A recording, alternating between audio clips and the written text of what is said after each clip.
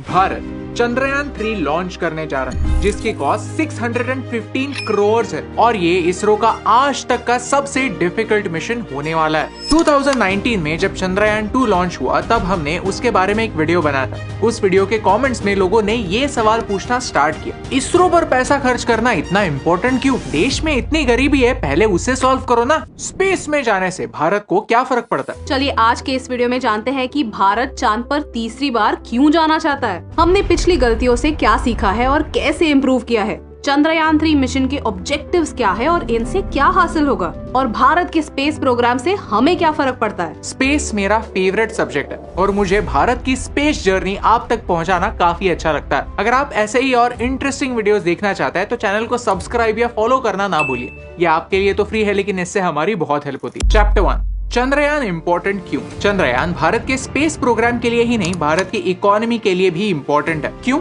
चलिए जानते हैं। अक्सर जब हम कोई स्पेस डॉक्यूमेंट्री देखते हैं तो लगता है कि चांद पृथ्वी से ज्यादा दूर नहीं है, लेकिन सच तो ये है कि चांद और पृथ्वी के बीच इतना ज्यादा डिस्टेंस है कि हमारे सोलर सिस्टम के सारे प्लैनेट्स बीच में फिट हो जाएंगे। The moon is very far, जो हमने इस वीडियो में एक्सप्लेन भी किया है। मून सिर्फ एक सैटेलाइट नहीं, एक जियोपॉलिटिकल माइलस्टोन है। जब हम मून लैंडिंग की बात करते हैं तो हमारी आंखों के सामने नील आर्मस्ट्रांग और बज एल्ड्रिन की ये इमेजेस आती है, लेकिन बहुत कम लोग ये जानते होंगे कि अमेरिका से पहले यूएसएसआर चांद पर पहुंचा था लूना 2 के साथ, वो भी अपोलो 11 मिशन से 10 साल पहले। ऑफ कोर्स रशिया ने कभी भी इंसानों को मून पर नहीं भेजा है, लेकिन चांद पर पहुंचने वाले वो पहले थे। दुनिया में ऐसे सिर्फ 3 देश हैं जिन्होंने चांद पर सॉफ्ट लैंडिंग किया है, अमेरिका, रशिया और चाइना। सॉफ्ट लैंडिंग का मतलब है सेफ लैंडिंग, यानी लैंड करने के बाद स्पेसक्राफ्ट सेफ हो। ये सॉफ्ट लैंडिंग काफी इम्पोर्टेंट है, क्योंकि एक बार हमने ये प्रूव कर दिया कि इसरो सॉफ्ट लैंडिंग कर सकता है तो हम इम्पोर्टेंट इंटरनेशनल स्पेस प्रोजेक्ट्स ले सकते हैं। जो काम आज नासा कर रहा है और पैसे कमा रहा है,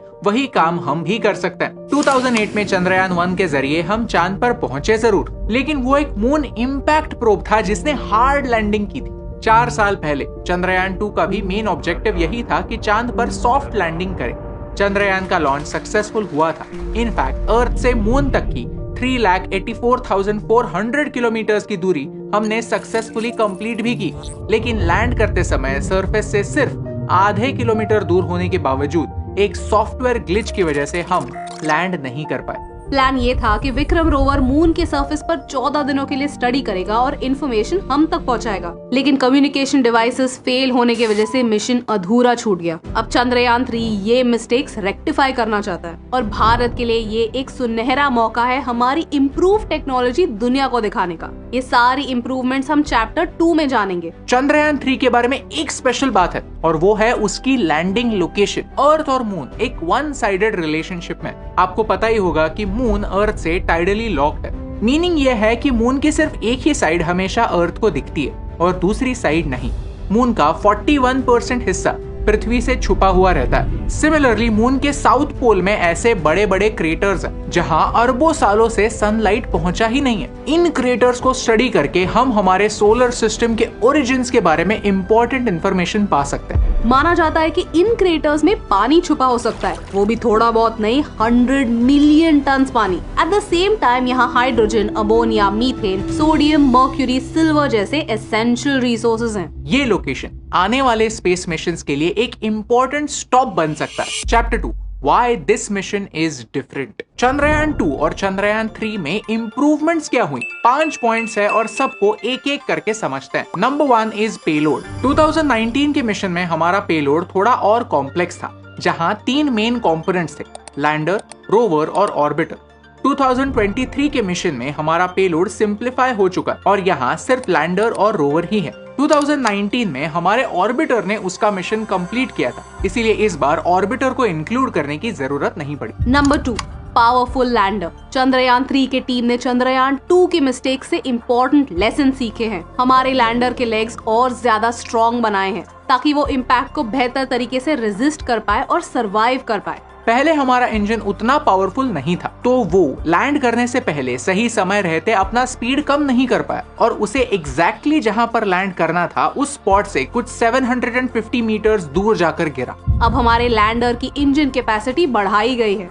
एट द सेम टाइम उसमें हजार्ड डिटेक्शन सिस्टम भी ऐड हुआ है। Number 3, instruments. मून अर्थ को स्टडी करने के लिए एक ग्रेट प्लेटफॉर्म बन जाता है, जिससे हम हमारी पृथ्वी के बारे में डेटा कलेक्ट कर सकते हैं और फ्यूचर मिशंस प्लान कर सकते हैं। इनका यूज वेदर पैटर्न डिटेक्शन के साथ साथ एक्सोप्लैनेट्स के स्टडीज में भी हो सकता है। चंद्रयान 3 में शेप यानी स्पेक्ट्रोपोलरिमेट्री ऑफ हैबिटेबल प्लैनेट अर्थ नाम का एक इंस्ट्रूमेंट होने वाला है, जिससे हमारी अर्थ का डेटा रीड करके हमारी सोलर सिस्टम के बाहर हैबिटेबल एक्सोप्लैनेट्स ढूंढने में यूज हो सकता है। Number 4, launch vehicle.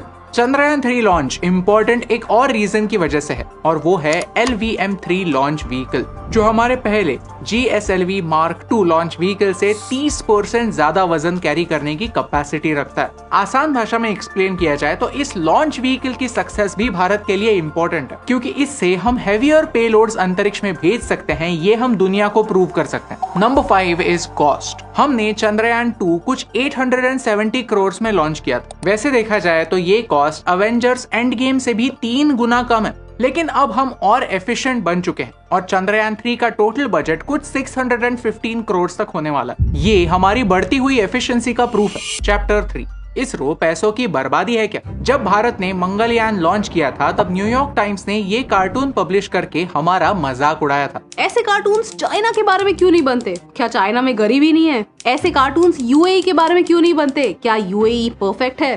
भारत एक उभरता हुआ देश है, भारत एक डेमोक्रेसी है और फिर भी स्पेस जैसे सेक्टर्स में एक इम्पोर्टेंट रोल प्ले कर रहा है। शायद ये बात कुछ वेस्टर्न लोगों को हजम नहीं होती, फिर वो ऐसा सवाल पूछते हैं कि India afford a space programme? चलिए एक सिंपल सा सवाल पूछते हैं कि हम हर साल हमारे स्पेस प्रोग्राम पर कितना खर्च करते हैं। इसरो के बजट्स पर सवाल आने वाले हैं, ये सतीश धवन सर को पता था। इसीलिए जब वो इसरो के चीफ बने तब वो सैलरी के तौर पर सिर्फ 1 रुपया लिया करते थे, और इसी एफिशिएंसी की लेगेसी इसरो आगे भी कैरी करता है। ये चार्ट देखिए, हम पिछले 20 सालों से कंसिस्टेंटली हमारे स्पेस प्रोग्राम का बजट बढ़ा रहे हैं, दैट्स अ फैक्ट। लेकिन ये हमारे GDP का सिर्फ 0.8% है। To put things in perspective, हम हमारे पोस्टल सर्विसेज को चलाने के लिए 36,000 करोड़ स्पेंड करते हैं, लेकिन इन पैसों में हमें क्या मिलता है? हमारे फ्रेंडली नेबर चाइना पर नजर रखने के लिए आंखें मिलती है। चाइना को भारत से इतना लगाव है कि अरुणाचल और लद्दाख में वो अपने लोग भेजता रहता है, वहाँ ऐसे सेटलमेंट्स बनाता रहता है और धीरे धीरे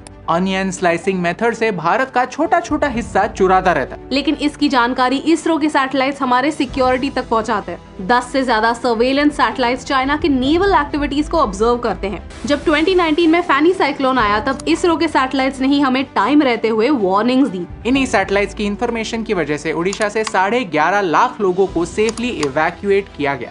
आज ओडिशा डिजास्टर मैनेजमेंट में नंबर 1 बन चुका है और यूनाइटेड नेशंस भी दूसरे देशों को ओडिशा का डिजास्टर मैनेजमेंट मॉडल सीखने की सलाह देता है। इसरो हमें हमारी ज्योग्राफी स्टडी करके डेटा देता है। इसी डेटा का इस्तेमाल करके हम किसानों को गाइडेंस दे सकते हैं। अर्थक्वेक्स, साइक्लोन्स, फ्लड्स की जानकारी एडवांस में हमें मिलने से हम बेहतर प्रिपेयर्ड रह सकते हैं और होने वाला नुकसान कम कर सकते हैं। और ये सब हमारे सैटेलाइट्स की वजह से पॉसिबल है। इसरो का बजट नासा से 15 गुना कम है और इतने कम बजट में भी इसरो के साइंटिस्ट आपकी और हमारी लाइफ बेहतर बनाते हैं। और सिर्फ हमारे लिए ही नहीं, इसरो फॉरेन देशों के लिए भी सैटेलाइट्स लॉन्च करता है और उससे पैसे भी कमाता है। आज तक हमने 28 देशों के लिए इन टोटल 239 सैटेलाइट्स लॉन्च किए हैं। पूरी दुनिया भारत के टैलेंट और एफिशिएंसी पर इतना विश्वास करती है, ये हमारे लिए गर्व की बात। स्पेस एक $multi-billion इंडस्ट्री बन चुकी है और चंद्रयान 3 के जरिए हम चांद पे छुपे रेयर मेटल्स और मिनरल्स का इस्तेमाल ह्यूमैनिटी के फ्यूचर के लिए कर सकते हैं। वीडियो की शुरुआत में हमने कहा कि इसरो भारत की इकोनॉमी के लिए भी इम्पोर्टेंट है। हाल ही में भारत में स्पेस स्टार्टअप्स को एक बड़ा बूस्ट मिला है और इसरो कई स्पेस स्टार्टअप्स को एनकरेज और गाइड कर रहा है, क्योंकि सैटेलाइट लॉन्चिंग इंडस्ट्री आज एक $13 बिलियन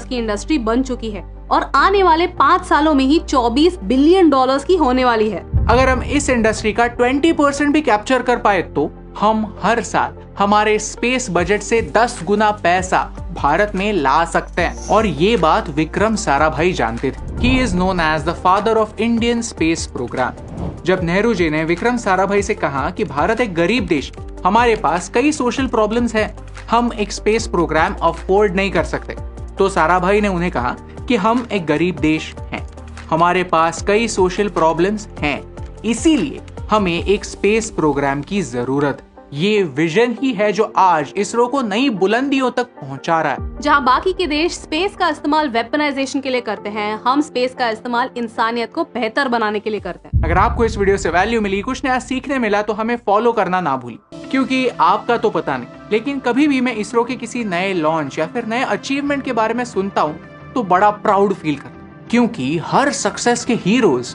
हमारे ये साइंटिस्ट हैं। ये वो लोग नहीं जिन्हें नासा ने रिजेक्ट किया है, ये वो लोग हैं जिन्होंने नासा को रिजेक्ट किया। ये वो लोग हैं जो जानते हैं कि भारत में ब्यूरोक्रेसी है, बाधाएं हैं, बजट कम और प्रॉब्लम्स कई ज्यादा। हम वही भारत देश हैं, लेकिन साथ ही साथ हम वही भारत देश हैं जिसके लिए स्काई एक लिमिट नहीं, एक सीढ़ी है, जिसके ऊपर चढ़कर हम आने वाला कल सुनहरा बना सकते हैं। और यही इंपॉर्टेंट बात आप तक पहुंचाने से मुझे फर्क पड़ता है।